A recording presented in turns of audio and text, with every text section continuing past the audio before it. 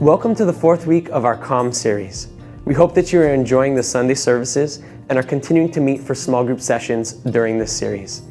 This week's tip highlight is a reminder to start and finish on time. Doing this will show your small group that you value their time, since many participants often work the following day or have personal commitments to keep. Like last week, we're going to start off with an icebreaker, so you can go ahead and have someone read the question. Then take a few minutes to have everyone share. Once you're done with the icebreaker, read the What to Expect section. Now hit pause and enjoy your icebreaker discussion.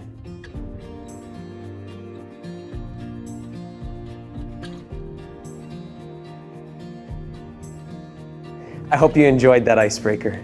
We're going to move right into our video teaching for today. So make sure you have something to write with and take notes on the following page. Let's get started. So we're looking at the things that keep us awake at night, that keep us staring at the ceiling, that disturb us, that maybe it's even fears that we have. And I want to get started today with just a verse from Ephesians, the 4th chapter, which says, "In your anger, do not sin. Do not let the sun go down while you are still," what? Angry. That's easier said than done, isn't it? Heard about a couple who got married and decided they would never go to bed angry. They haven't slept for 5 years now. I mean, let's be honest, we live in an angry world, right? I said right? Yeah. And so I thought maybe to kind of get in touch to help you understand who needs this message today, we would get started with a little pop quiz to help you do a little self-analysis, little multiple choice about, to get you in touch with your inner anger. So here's question number 1. When driving, how often do you use your horn? Would you say A, rarely, if ever? You drive through traffic, be absolved, I forgive you, it's all. Would it be B, as needed, at least once a day? You're kind of like a vitamin person, a one a day. Or would you say C, it is the most used part of my car? Okay, we're getting somewhere. Question number 2. At a restaurant, how often do you complain about slow service? Would you say A, never? I mean, you're so patient, you never can. Or would you say B, only if the food is uncooked or there are too many bugs in it, then you got a little line there. Or would you say C, regularly, and I go out to my car and honk the horn until they bring me my food? Okay, last question. While waiting in a supermarket express checkout line, would you say A, I meditate quietly or visualize world peace? You shave your head, you wear a robe, Or would you say B, I count to see if anyone has more than 10 items? I got my calculator out. I'm looking for law enforcement. Or would you say C, I threaten anyone who looks like they're going to use coupons? So what do? Before we throw the tantrum, before we flip a finger, before we throw a glass, before we smack somebody with a frying pan, here's our key verse this weekend. This is a verse all of us ought to memorize. It's James 1:19. Everyone should be quick to listen, slow to speak, and slow to become angry. Let's all say that together, okay? Everyone should be quick to listen, slow to speak, and slow to become angry. Let's say it again. Everyone should be quick to listen, slow to speak, and slow to become angry. One more time. Everyone should be quick to listen, slow to speak, and slow to become angry. Okay, let's see if you can do it without looking at the words. Everyone should be... Yeah, pretty good. Way to go. Friends, those 14 words right there, they can change your life, they can change your marriage, they can change your relationships, they can change your future. James says everyone should be quick to listen. In other words, reflect before you react. One of the great remedies of anger is delay. Before you speak, before you react. Take time to reflect. Don't react impulsively. Think it through first. Look at Proverbs 29:11. Stupid people express their anger openly, but sensible people are patient and hold it back. That's saying if you're wise, if you're sensible, chill out, wait before you react. The longer you wait, your temper will improve all the more. This is why people say, hey, take a deep breath and count to 10. Because it works. You see, anger is like having a smoke detector in your house. When the smoke detector goes off, it's not telling you that something is wrong with the smoke detector. It's an indication that something else is wrong. Unless you got the beep.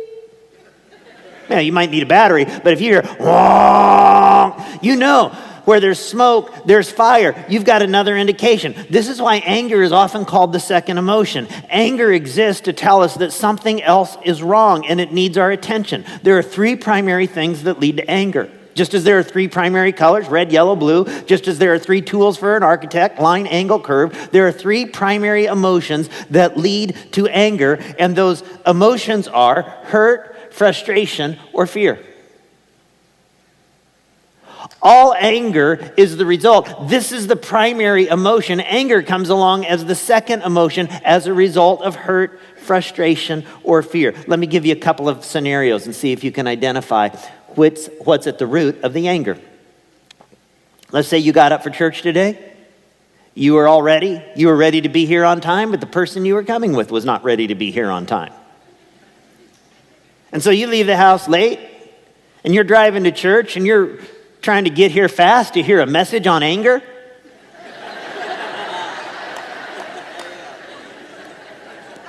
And you might have skipped through a little red lights at the last second as you got here, and you get to church and you're looking for a parking space, and every place as you're driving up the aisle is full, and all of a sudden you see one, you think, great, I'm going to turn in there, and just as you get ready to, a little red sports car pulls right in front of you in that place.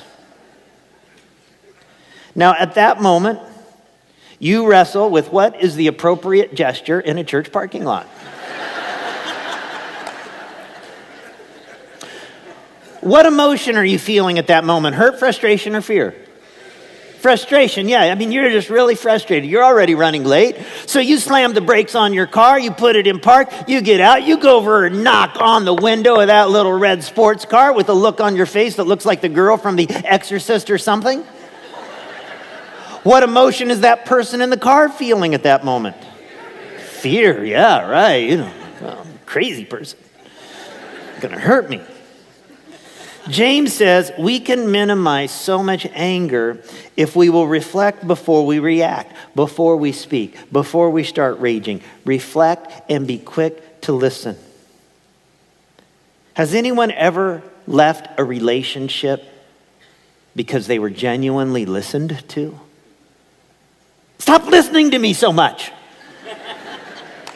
No, of course not. We leave and we get angry when we're cut off, when we're misunderstood, when we're manipulated. What would happen if we were quick to listen?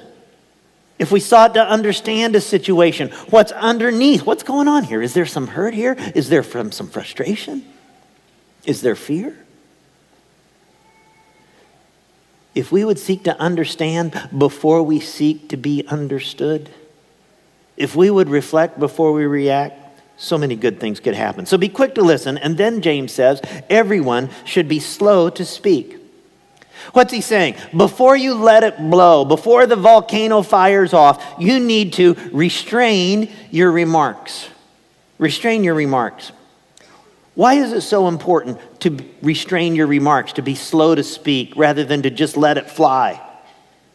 I mean, don't we feel so much better when we just let it fly, when we just let it ventilate? Now, psychologists have not been particularly helpful to us in this area because about 35 years ago, a theory began to be popularized that when you get angry, you just need to get it off your chest. You need to blow some steam. You need to throw something, hit something, scream at something, because if you don't, eventually you're just going to explode like a volcano one day. And that sounds good, but what the research is pretty conclusively saying these days is it's just the opposite. Because ventilation is actually fun.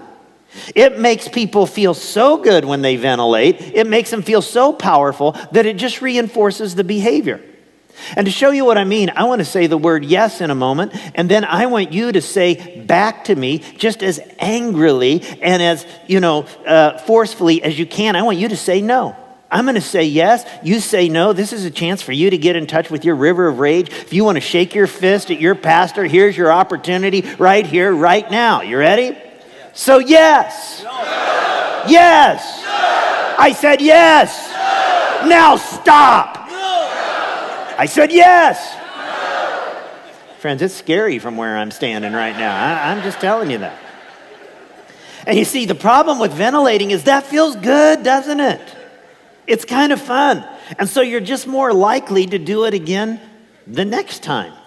Now, another discovery that researchers have made on this, about this ventilation therapy stuff, and this is going to surprise some of you, but most people do not like being ventilated on. In other words, the ventilator has a lot more fun than the ventilatee. And it's not very effective. Let's say a guy gets cut off in traffic, and then he's really mad, and he pulls up next to the driver at the next stoplight, and he starts to ventilate, and he says, "What kind of idiot are you? What were you thinking? Are you trying to kill me? I ought to run you over." When was the last time you saw the person getting ventilated on respond, "That's a good point. You've really touched me deeply here, and I'm going to change, and I'm going to become a more courteous driver. I want to thank you for offering all those pointers to me, and that hand gesture was really meaningful to me also." Friends, the research has become clear on this. Letting it fly, ventilating, is not an effective way to manage anger because it creates more anger. The truth is, we manage anger better when we are slow to speak and we don't recklessly ventilate. Now, let me also add something on this. We need to be slow to speak to other people about what we are angry about. James says everyone should be quick to listen, slow to speak. And then finally he says everyone should be slow to become angry. How do we do that? We're able to be slow to become angry when we reinterpret our rage. When we reinterpret our rage. The late Stephen Covey wrote one time about being in New York City, and he got on a subway one morning. There were a number of people on the subway, people reading newspapers, listening to music, everybody sitting kind of quietly. And then they stopped at one subway stop, and this father and his young children got on, and they were rambunctious, and the kids were loud, and they were rude, and everybody else was just kind of quiet on the subway. And Covey says this father sat down next to him, and he just kind of closed his eyes and seemed to be completely oblivious to the fact that his kids are just causing havoc on the subway. And he thought, surely he's going to say something. Surely he's going to rein him in a little bit here. But he didn't do anything. So finally, Covey, just as politely as he could, said, "Sir," he goes, "I don't know if you've noticed, but your kids are really being disruptive here on the subway. I wonder if you could do anything about that." And all of a sudden, the father said, "Oh, you're probably right. I'm sorry. I didn't realize." He said, "We just came from the hospital. Their mother died about an hour ago. And I don't know what to do. And I don't know what to think, and I guess they don't know how to handle it either." Covey said in that moment, he suddenly saw things differently. He thought differently. He felt differently about that man and about his children. In that moment, he reinterpreted the rage. Proverbs chapter 14, verse 29 says, "Whoever is patient," notice, "has great understanding. But the one who is quick-tempered displays folly." You'll demonstrate great understanding if you're patient with people. So you reinterpret the rage. Those difficult people in your life, they weren't just born that way.